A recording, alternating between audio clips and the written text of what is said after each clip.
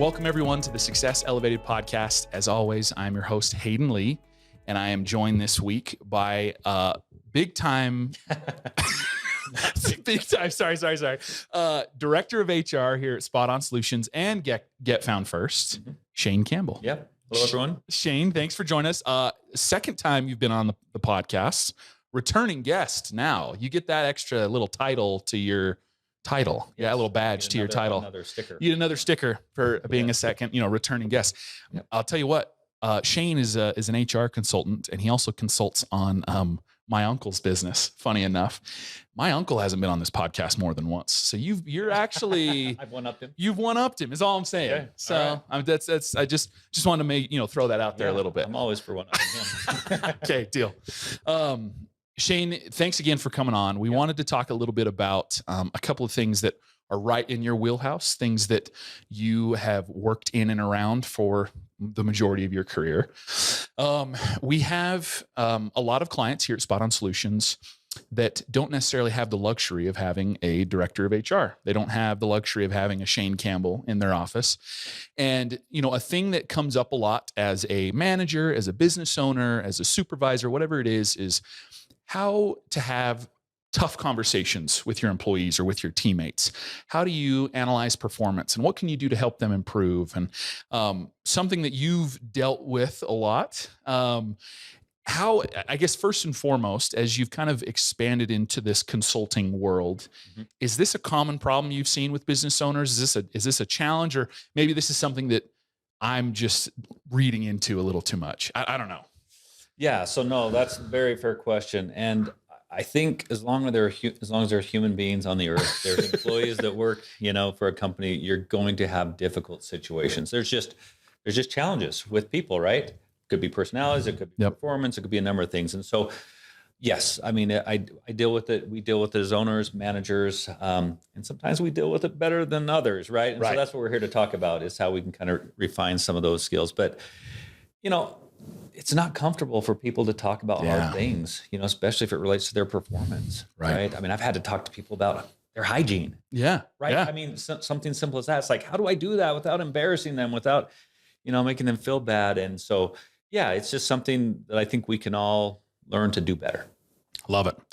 What are some, so you mentioned a problem there. Yeah. I think it would be helpful to maybe quickly identify some of these tougher conversations that are maybe, can we identify some examples that are some tough conversations that a business owner might have to have? Like, one example I think of right off the top of my head would be poor performance or lack of performance. Maybe there's a struggle with not executing on certain tasks that are being required of an employee.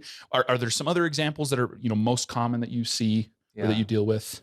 That's a good question. It depends on the client, right? Yeah. So I have different clients in different industries, but I would think the restoration industry, I think, some of the common ones that we would see are, quality of work, right? Yeah. Quantity of work, just being efficient, right? Yeah. Getting off their earbuds and just actually going to work. We see a lot of it, we see attendance issues. That's common. Hygiene, like I said, that's even. Yeah, that's a big one. That's a big one. And one would think. And then we just see general lack of like cooperation or teamwork, like just not wanting to work with others or be with others, or they're annoying to others or things like that. Because on restoration, you're in the truck for a long driving certain places, and they just, they don't mesh well all the time on the job. So, but definitely we see a lot of like, hey, he or she's they're not pulling their weight. They're not doing their part, and I'm actually doing all the work here. So that's kind of a cross section, but that's the most common type of problems we see. Well, and that one that you end with there, that's a big one. I feel like that's probably the most crucial one, right? Because I feel like a lot of problems can be solved if people work well with those around them, right? Like, I feel like there are obviously things like you mentioned, hygiene or efficiency or coming to work on time. Those are obviously problems that have got to be resolved. But I feel like a big one that affects all aspects of your work is, do you work well with others, and how do you correct that? That's just that. And I want to dive into that, because I think that's going to be a big one that I think we could spend a whole bunch of time on. But you mentioned before we kind of started recording, or before we kicked off the podcast, that a thing that you mentioned that it's good for business owners to get an understanding of is the why. Like, why is an employee potentially struggling, or why are they potentially having some poor performance? Do you have some thoughts or some theories on that? Or like, are there some ways that business owners can maybe kind of get an idea of what's causing the issue? What are your recommendations, or what do you see in situations like that? Yeah. So actually, it starts before they're on the job performing the work. Okay. Right? So really, there's a strong connection, obviously, between recruiting and then job performance. So you've got to look at your recruiting practices and see if you're really identifying or finding the right person to do the right job.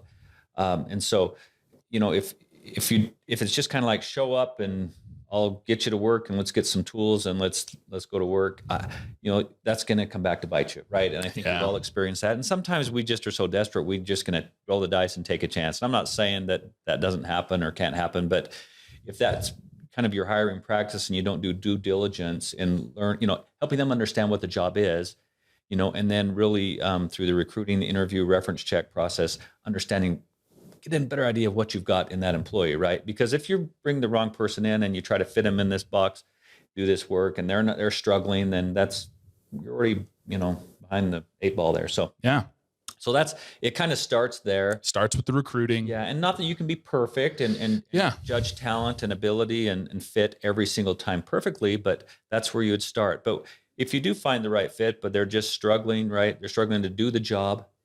They're not performing well. Then there's a general question you would ask yourself. And that is it skill? Meaning they don't know how to do it. They don't know how to do the work, or is it will? They don't really want to do it. So those are two very different issues. Yeah. And that requires two different approaches, right? Yeah.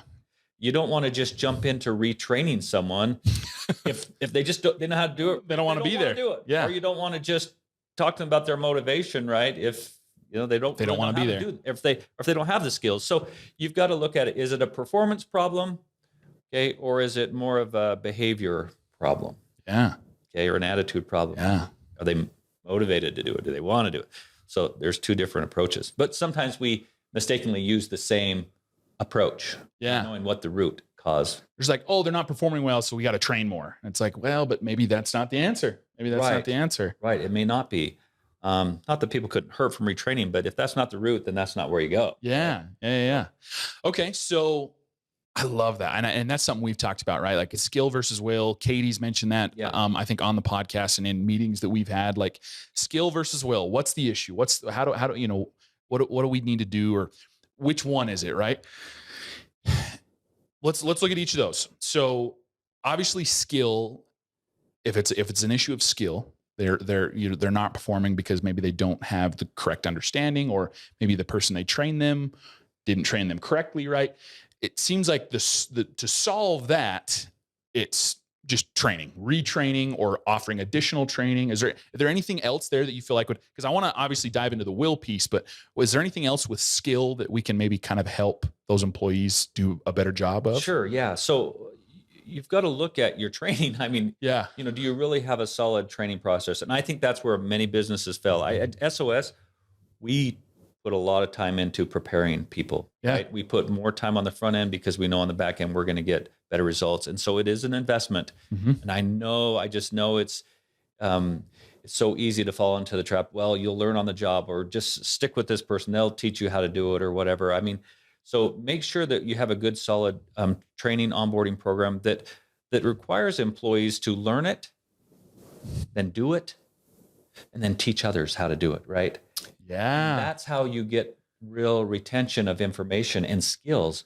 If you can teach someone how to do something, they know how to do it, right? Yeah. So don't just show someone how to do something. Don't just tell them how to do it. Make sure they do it, and then coach them. And there's a process for coaching them effectively. We could do in another podcast. Oh, yeah. But then have them train someone else or reteach you how to do it. And then that is a little investment of time that can really pay dividends. And so we're not running into the skill problem as much. What's the pyramid you use anytime we talk about training? It's the retention pyramid. The retention pyramid. That's right. That's kind of what I was alluding to. If you just tell someone how to do something, You just tell them verbally, right? Yeah. Then next week they're going to remember 5% of it or 10%. If you actually demonstrate and show them, and that jumps up to like 40, 50%, right? Yeah. Because they're actually seeing it visually. If they do it, they practice it, it's 70%, 70 to 80% retention. And then if they teach others, it's 90 plus, right? Oh, that's awesome. So it's just a good thing to remember. And why, have a training program if you're not going to go all the way where they can retain it, right? No, I love it. And the retention pyramid for, those that are listening, you can go Google it. You can find it on the internet somewhere. Yeah, I didn't create it. It's like 6 or 8 pieces to it, right? It's something like that. But I love that you simplified it even further, that it's like, we're going to teach you how to do it. Mm-hmm. You're going to go out and do it. And then you're going to teach others to do it. Like that's how you retain, like those 3 things. And that's 100%. That's how I feel like I've retained knowledge since, we started working together here at Spot On Solutions about the same time. And it was when we were really kind of heavily developing the training process. And so I got to kind of be a guinea pig through that, which was cool. And, it was very much that way. I was taught how to do it or shown how to do it. I had to go out and do it. And then I've now been teaching others to do it. And it's even, years later, I feel like, still, sitting down and doing a training for a new employee that we hire, like, I feel like I'm still increasing my knowledge. Like, oh yeah, maybe I should talk about it this way. Or, when I first learned it, it was this way. Now we know that, this is how you do it, and so it's like those 3 pieces are huge to solve that skill problem. We've identified maybe an employee or somebody that's having a problem with the skills. We fix that, using that method. And I love that. The other half you mentioned was the will piece, which obviously I think is a little bit more complex, but is there any way, or, obviously you hope to maybe find people with the will in the hiring process and in the recruiting process. Like you mentioned, you hope that you identify people that have the will, but if it's something that's maybe come up later, how do you solve that will problem? How do you solve someone that has the skills, maybe has been at your company for a few years, but it seems like they're losing some of their will to come in on time or perform or whatever it is? How do you solve that problem? Yeah, you're right. It's more complex. Yeah. And you can't just do it through training. Right? Yeah. So I guess let me take a step back. And this is something we're doing at SOS, right? So we're, and Katie's led this kind of a leadership development program where we've been reading this book, Leadership and Self-Deception. I don't know if this has been talked about on the podcast. No, not yet. Not yet. Getting Out of the Box. Yeah. By the Arbinger Institute. And so she's Katie's a big believer in this, right? And this is important in all aspects of working with people and business, but especially when you're dealing with someone who lacks that motivation, right? You can it can be annoying for a business owner or a manager to deal with those type of people. Let's be honest. It's like, what is going on? Their attitude's poor. They're not working with others. You can just see it. They're just negative. It's tough to be around them. It's like, so it's hard. So first and foremost, before you jump into the hows is, and this is the key part of this book, right? You have to see that person as a person and not a problem. And this is really difficult to do sometimes. If you're going into the situation thinking they're just an annoying problem, then you're not going to have the right approach. You are not going to be helpful to them. So you have to be able to do that, right? And that leadership book teaches you how to get out of the box, out of that thinking, and think of people as people that you care about, that you really genuinely want to help. Yep. So without that, there's nothing we can say that will really. No, I love it. And I love that you backed up, because that is the initial thing you've got. Like, you have to come at this problem in a completely different way. You have to come at it as that this is a person that maybe is having struggles outside of work. Like, what can we do to help them? I love that. First you've got to come at it from that way. Yeah. You have to come at it from a good place. Yeah. And second of all, you don't know why this is happening, right? Let's say they were performing well for some time, but then something happened. So, I guess you need to find out whether it was something at work that's happening. Maybe they're having a struggle with a coworker. Maybe someone said something. They heard some rumor about them. Gossip happened, and they're just feeling down. I don't know. But often it's something that's happening in their personal life. Yeah. Because, as we know it, our coworkers, they have other strains and demands on their lives and different abilities to cope, deal with those strains. Yeah. So the key is to really, if they know that you care about them, right, then it's allowing them to kind of open up to you or to HR. I guess if you have HR, right, that's helpful, or someone that they trust, that you can find out about what's happening. You don't want to know all their personal issues and problems, but if you care about them and genuinely speaking, they'll open up, and so you can help or point them in a direction to help, because we can't change their motivation per se, right? But we can get them the help that they need, so they can see things differently and maybe more inspired to be here. But it's a challenging, multifaceted, issue. Well, and I think that really solves the issue more so. I feel like, as far as the problem of skill versus will, the will portion, I feel like can be solved just by having conversations with your employees and trying to just understand their why, and maybe why things are happening a certain way. Like, even just letting an employee talk to you and vent. Maybe it is about an employee that they're struggling to work with at work, or maybe it is something not at work. And obviously we can't necessarily correct things that are external. We can't necessarily always correct those, but we can look for ways to make sure that their experience here at work is better. And I think just being heard, obviously I'm an employee. I help do some management stuff too, but I'm an employee, and it is helpful for me and helps motivate me to know that, like, my leaders and my supervisors, they care about what's going on outside of work. I know they can't solve my problems outside of work, but just that they care about my life and want to know what's going on. And even just knowing that people care is motivating for me. Right. So yeah, I love that. I love that. That's going to be an age old battle for business owners and managers, right? Is the skill versus will thing. But to your point, Hayden, you hit on this a little bit. Frequently, just having touch points or communicating with your employees, it's so easy to just think, oh, they're doing well. Yeah. They're showing up. Yeah, maybe they're performing great. Maybe they're performing awesome. But they may be struggling. Yeah, and we don't know. Some way at work or at home or wherever it may be.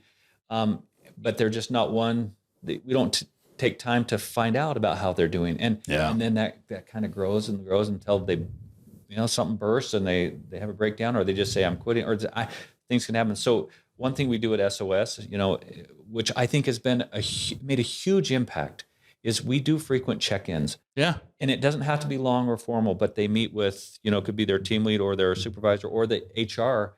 It's just like, hey, you have time to visit about anything that's going on. And I learned so much about them. Yeah. And we kind of snip some things before they become big issues, because now we know about them and we can address them and work through the problem. Right. Yep. Love it. Anyway, that makes a huge difference. And yeah, again, you're checking in whether things are good or bad. Right. Because that's the other thing when it comes to HR. And, obviously a lot of our clients don't necessarily have an HR department, but any kind of leadership type conversations, a lot of times for a lot of companies, the only time they happen is when something bad is going on. When, hey, you didn't perform how we wanted to, so now we've got to call you into the principal's office. That's right. And if that's the only time you're having conversations with your employees, they don't want to talk to you. They don't want to talk to you. And they're going to be scared to come to you when there's a problem, right? Because every time they talk to you, they feel like they're going to the principal's office. And so having something as simple as just, hey, every other month or once a quarter, we're going to have a 15-minute check-in. And we're just going to sit down and talk. And we can talk about whatever you want. We can talk about work or not work or whatever. And probably smaller companies can do that more often and maybe a little bit more informally, but you've got to be frequently communicating with your team. Right. And going back to the in the box, it's like, are you seeing people as people? If the only time you're communicating with them is if you need something or something went wrong, or it's a project or a task, then that tells them that you are managing them. You're not leading them. You're treating them as a thing. You want them to be efficient. And that's okay. They need to be efficient, but people are people. Yeah. Right. And so they can't just be treated efficiently, or, they have feelings, they have emotions, they have needs. Yeah. So, well, and again, I feel like so much of the business world they do this thing where they have to put on their accountant hat so much because they're worried about accounts receivable and liabilities and assets that they start treating people like that. Yeah. Easy trap to fall into. I've fallen into it. Oh yeah. We all have, right? Where we're like, well, this person's a liability, or this person, oh, they're a great asset. And it's like, that's true. And that's awesome. But if you start turning that into the accounting world language, where it's Yeah. like, the only time I care about this person is when they're performing for me, then you could, yeah, you can fall into that trap. And yeah, recognizing that you're falling into that trap is the biggest thing, because we all do it. And looking for ways to, yeah, start looking at your employees and your teammates as people, Yeah. instead of just a problem. So I love that. Well, we've kind of talked about identifying the problem and maybe how we solve some of those problems and things like that. I can bet there are probably some business owners out there right now that are struggling to maybe know how to have some of these tough conversations. Do you have any like tips or strategies for maybe a business owner out there that's identified, okay, I've identified that there is, the employees, there's a performance issue, or, they've come to me and they've identified that they're struggling to work with a teammate, or there's something going on at home. And like, how does a boss or a supervisor or a manager, how do they have those tough conversations? You got any tips or tricks to that? Yeah. Yeah. So, it kind of depends based on why you're seeing them, what's going on. But ultimately, if you keep a couple of things in mind, you'll be great. And number one, be kind and compassionate. Yeah. Okay. And that's going back to treating people like you. Be kind and compassionate. And number two, don't be afraid to be direct. Yeah. Okay. Yep. So it's, it's uncomfortable for a business owner, a manager, to have these type of conversations. It's like, am I going to offend them? Are they going to walk out and, quit? Or am I going to fumble it? I just don't like having them myself. So I don't know what to say. I don't know how to say it. They will feel if you really care about them. Yeah. And they'll feel if you don't. Yeah. And if they're feeling that you genuinely care about them and you're kind and compassionate, because there's some things going on in their lives that you don't know about. Let's just assume that that's true, right? Yeah. And you're empathetic towards that, then that's how you do it. And then you cannot be afraid to be direct and just say, hey, here's what we've seen. Yeah. Or here's what I've noticed. Or here's what we are expecting. What are the expectations? Yeah. Yes. And this is what we expect. And maybe we haven't been clear on that expectation. So shame on us if we haven't. But here are the expectations. Here's what we're seeing. Tell us what's in your way of meeting those expectations. Yeah. Because we've noticed that lately we've slipped. Yeah. You've slipped. And that's okay. Yeah. Tell them, because sometimes people really genuinely don't know. They don't know that they may not be meeting those expectations. 100%. If they're not getting feedback. And most people want to know what's expected of them. They want to have guidelines. Okay. Yep. They want direction. They don't want to be just left on their own, because you're not happy when you're just doing your thing. You're not getting feedback.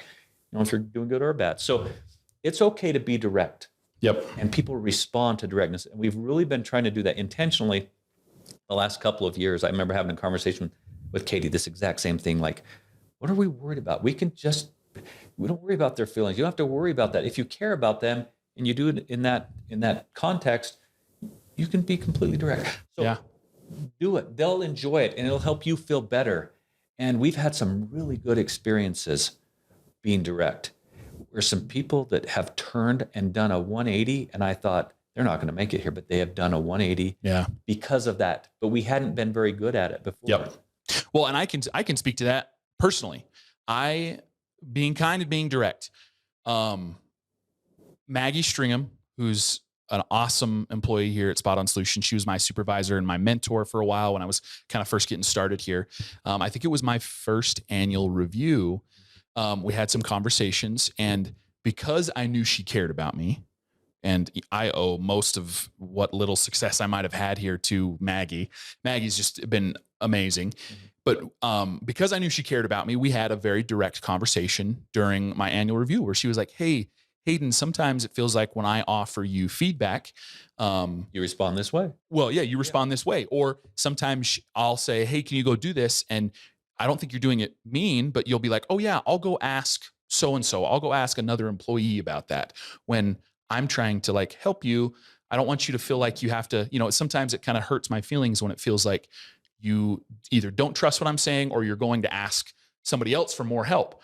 And I was like, oh my gosh, I didn't even realize see it. it. I didn't even You realize, right? Didn't know. And because Maggie, I knew Maggie cared about me, and she did it in a kind way. It was direct, but it wasn't mean spirited. She was just like, hey, it sometimes feels, it feels a little hurtful when you do that. And I was like, oh my gosh, last person on this earth that I want to hurt is Maggie because she's been so helpful to me. And so it was like super eye opening for me. Like, hey, Maggie offers me some help or some feedback. She's been here long enough. She knows what she's doing. Like I can trust what she's saying. And like, it was awesome. It was so helpful for me to have that kind and direct communication from a supervisor so that I could like learn and grow a little bit. And it was just, it was awesome. Like from personal experience, it's been a huge help. Yeah, but see, it met the criteria. So number one, you actually had a performance review. Yeah. Okay. I had one of the meetings. Had time with your supervisor Yep. and or HR, right? Yep. Number two, you already knew she cared about you. Yep. Okay. Going into it. Number three, how she approached you with the question like, hey, Hayden, when you do this, I feel this way, right? So Yeah. that's not a confrontational Nope. way to address it. Nope. And number four, think of what would have happened if those elements weren't there and you would have not even had this conversation. Guess what would happen? A divide would form between you and Maggie. Yep. And she would be getting annoyed with Yeah. you. And you'd be like, why is she getting annoyed with me? And then you would be, And then I'd be annoyed with her because I'd be like, Maggie Yeah. won't talk to me. And you see what's happening? And then Yep. this comes deeply rooted problem where And we it get was further and good. further apart. It starts as a small Yeah. little issue and then it gets further. And then pretty soon, 6 months down the road, we don't communicate to And each it was other. such a simple thing Yep. that you had a blind spot. You didn't even know. Yeah. So it wasn't fair to you because again, the expectations weren't presented to you. Now Yeah. they were directly, kindly, and you move on. Yep. It was awesome. And yeah, the way it was, the way she described it to me, the way we had that conversation. And I've used that example multiple times when we've had big team conversations about stuff like this, where I was like, hey, like it's okay to give feedback to people. And like, it's okay to accept that feedback and be like, hey, people are not trying to give you criticism in a negative way. They're trying to help you learn and grow. And Maggie wanted me to learn and grow. And she was like, hey, this is just one thing I've noticed. And it was awesome. It was so helpful. So those are some great tips, Shane. And I think any business owner, even if you have a director of HR, if you're a manager, you're a supervisor, you're whatever, it doesn't matter. That information is going to be super useful. Be kind and be direct. And I think that'll solve a lot of those tough conversations that you've got to have with your teammates. Last thing, I want to give you some time here at the end. We've talked about a bunch of really cool stuff, and I don't want to keep you too much longer, but anything else that you feel like would be really pertinent to this conversation, that any other tips or helpful thoughts that you might have that can help business owners that are looking to maybe help their team perform better or help them outside of work? They've noticed a decline in performance, or they notice an employee struggling. Any other final kind of words of wisdom or tips for business owners out there? So you know what? Sometimes it doesn't work out. Yeah. Okay. Sometimes the employee is not a good fit, right? Or sometimes you just made an error in hiring, right? It's just like, oh, I thought this person was this and that, and that's okay, right? But that's why we have those conversations. If someone's not a good fit, and you'll learn that through these conversations, then it's okay to, you coach them up or you coach them out, but when people have left here, generally speaking, unless we had to terminate for cause, right? Yep. There's times where you have to terminate for cause, and the discussion's a little bit different. You got to be a little bit more direct, depending on the nature of the situation. Right. And that happens sometimes, right? But generally speaking, if people that have left SOS, it doesn't happen very often, but we've coached them out, meaning they've realized, because we've had these conversations and set expectations, that, you know what? I'm not the right fit here. And we part on good terms. Yeah. It's not like ugly, or it's not like, it doesn't feel bad. And so just that aspect of coaching someone up or coaching someone out is really good. They kind of coach themselves out, and you come to that realization. So that's an important element. But hey, look, running a business is tough. Like you have these podcasts and it's like, oh, that sounds so easy, Shane. Be kind and be direct. Be kind to people, and it's not. And there's obviously different ways you can ask questions that are helpful. You can refine some of those skills in some of those meetings that are very helpful, right? But it is a challenge, and it's challenging more today, more challenging today than it has ever been. I really feel that way. But let them know you care. That really is important. You got to start there, or else you're just kind of going through the motions and they can see it. So. Oh, I love it. Shane, thank you for your insights today. This was awesome. One thing I wanted to point out before we got off the show is we were matching and we didn't even coordinate today. We did. Yes. We didn't even, we texted before, but it wasn't about our outfits. So yes, you know what? It looks good. You know, and I forgot to start off by saying, how the HR you? That's the first time I've heard that joke. Oh, I never said that? That's the first time I've heard that how joke. How the HR you? You are a dad, and that is a dad joke. Yes. So you're a dad, and you're HR, and it's an HR joke. It's all of the above. Yep. Shane, thanks again for coming on. This was the second time we've had you on, and we're probably going to have you on in the future. Love to. Maybe talk a little bit more about some of those coaching aspects or training or whatever it is. But thanks again. We appreciate it. Okay. Good to be here. Thank you. This has been Success Elevated, making you a little bit better one show at a time. Thanks for joining us. Please subscribe on YouTube or any other major podcast platform to listen to more episodes. We are proudly brought to you by Spot On Solutions. If you'd like to learn more about how we can help you grow your business, please check us out at spotonsolutions.com.